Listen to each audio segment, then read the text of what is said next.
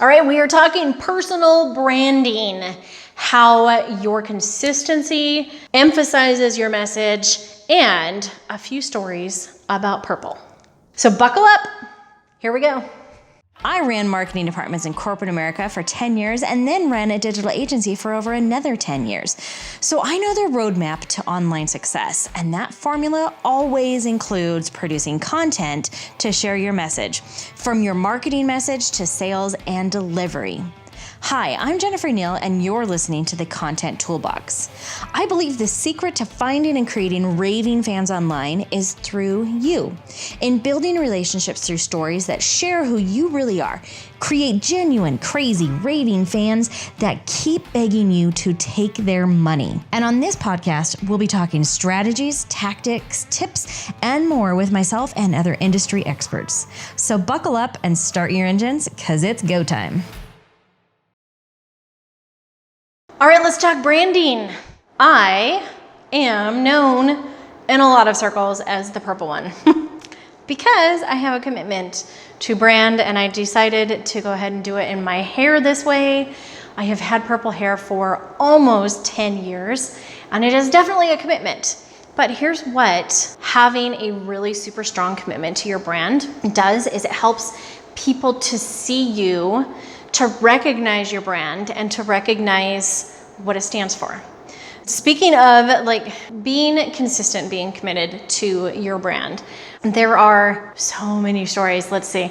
Honestly, I even got the Facebook reminder on it. I think it's been almost 5 years ago that I did this, but somebody challenged me to posting on Facebook for 100 days in a row. And so I did 100 days of purple. Shocker. I know, right? And so what I did was every single day I had to post a picture on Facebook of me pointing out something purple. Now there were a few times that I cheated and it was like, hey, it's my hair, it's purple.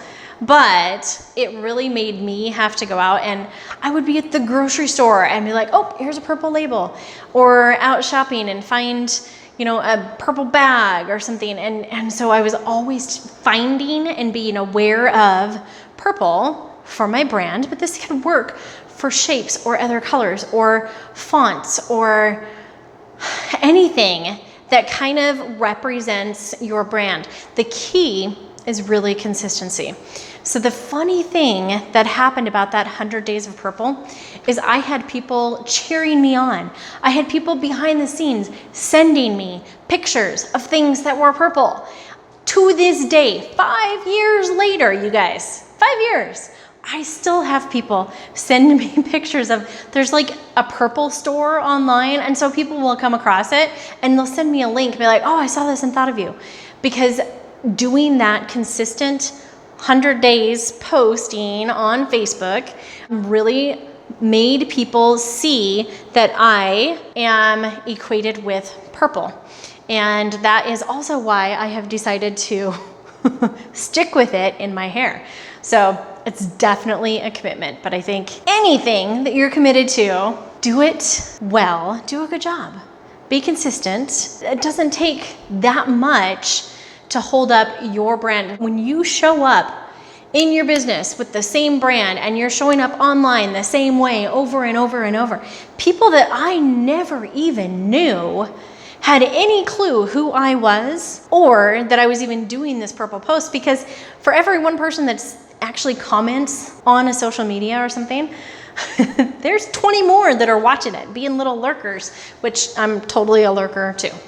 But it's so funny, people, even to this day, like I said, still sending me links, but even at their conferences or when I'm traveling, whatever, I see people and they're like, oh, the purple one. It still sticks, and it's because of that consistency. It totally is.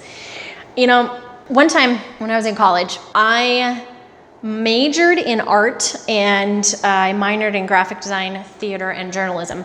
And my art, I really wanted to have an emphasis in photography as well as graphic design.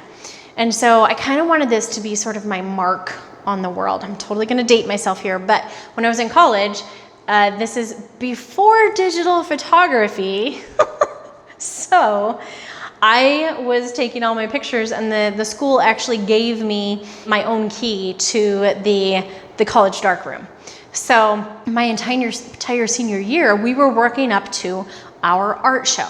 And I wanted my stuff to be consistent. I wanted when people looked at it, they knew this was one of Jen's works. And that meant both in theme and in the way that I was putting all of the pieces together. So it was a combination of photography and graphic design elements. Like I wanted them to all have a consistent sort of look, even though the subject matter was different. When it came time to framing, same thing. I wanted all the same kind of framing and just a little bit different, but all uniquely me.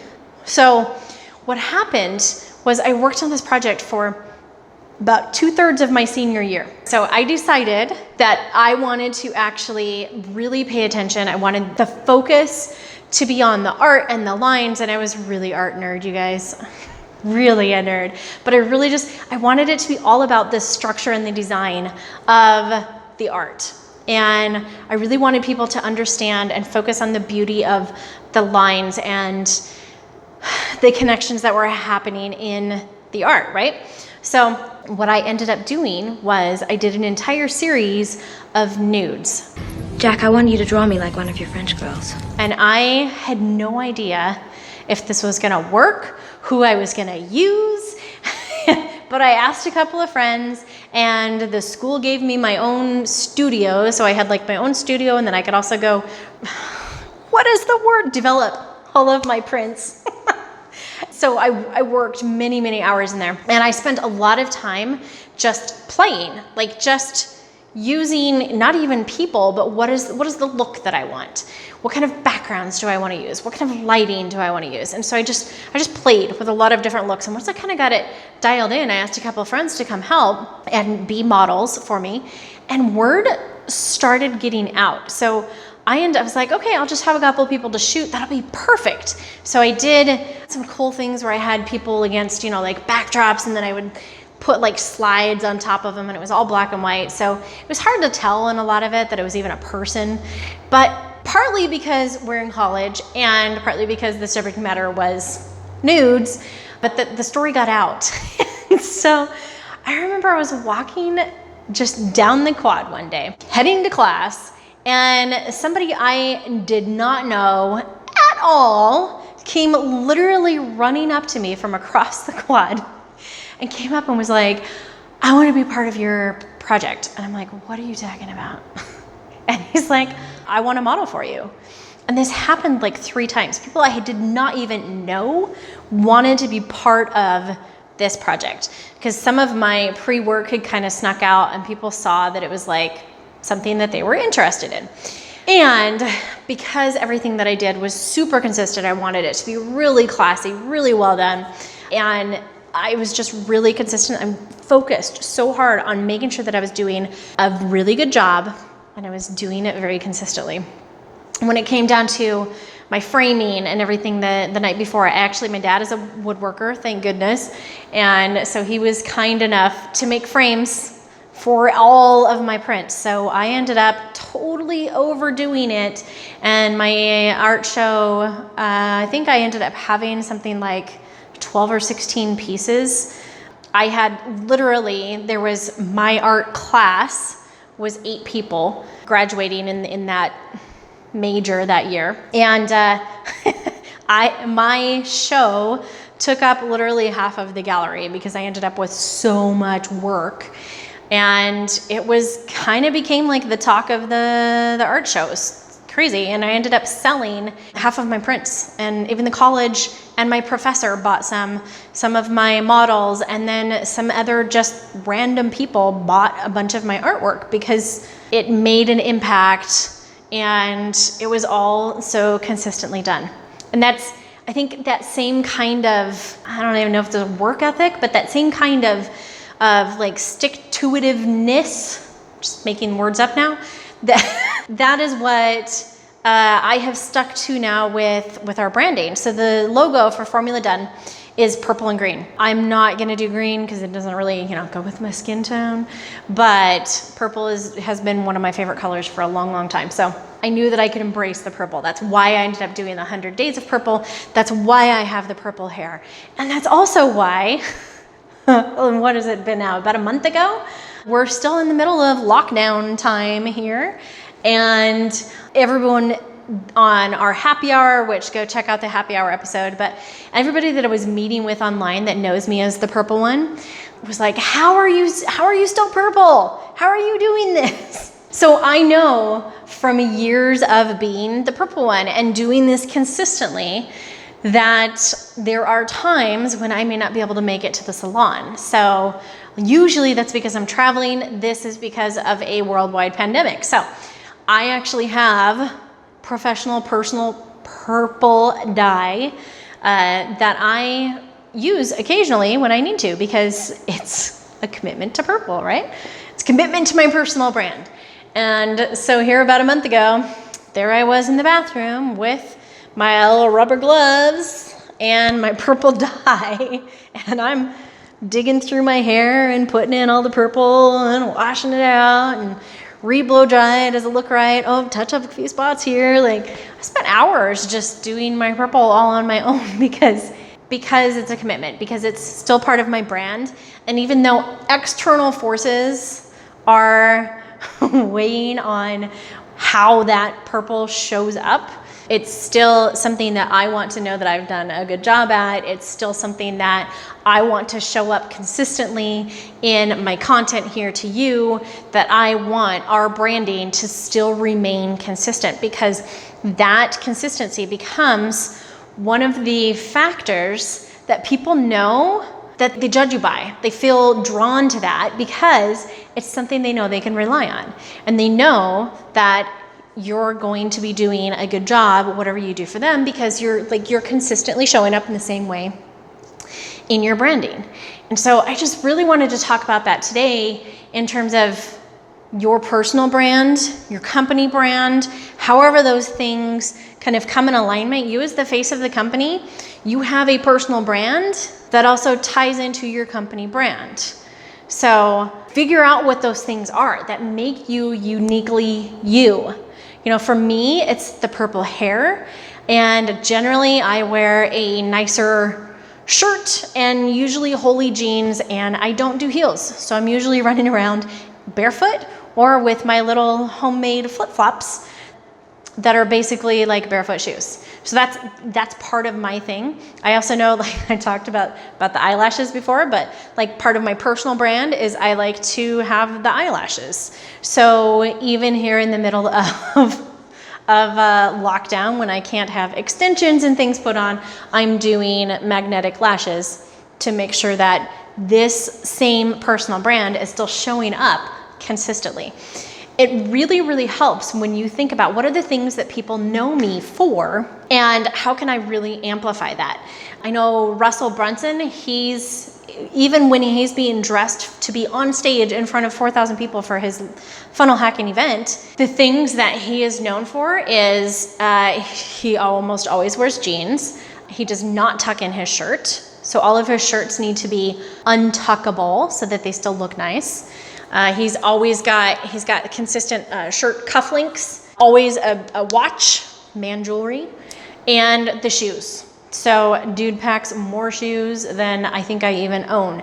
But that's his thing, like that's his personal brand. And once you identify that and you start playing into it, it becomes a lot of fun to just kind of like, I'm not gonna say shake it up, but really play into that and see as people are noticing. So for me, it was all about purple hair. And then I have a lot of purple clothing, which ironically I'm not wearing today. But mostly I wear purple. And recently I've started adding purple jewelry. And it's funny, the people that start to notice and pick up on those things, and really the more that they're identifying you as like that consistent thing, and then they feel like they know you and that they can trust you and they're just drawn to you. So it's all just part of that consistency, which goes as much into your messaging and your content as the actual meat of the content, right? It's how it shows up. When that stuff goes out, when we're doing our content cash machine and we're running all of our posts out on different social media. Some of them use different stock images. Some of them use different, we keep it pretty consistent to a few fonts, but we'll have some different fonts, different media, right? But we always stick to, here's our brand, and our main color is purple.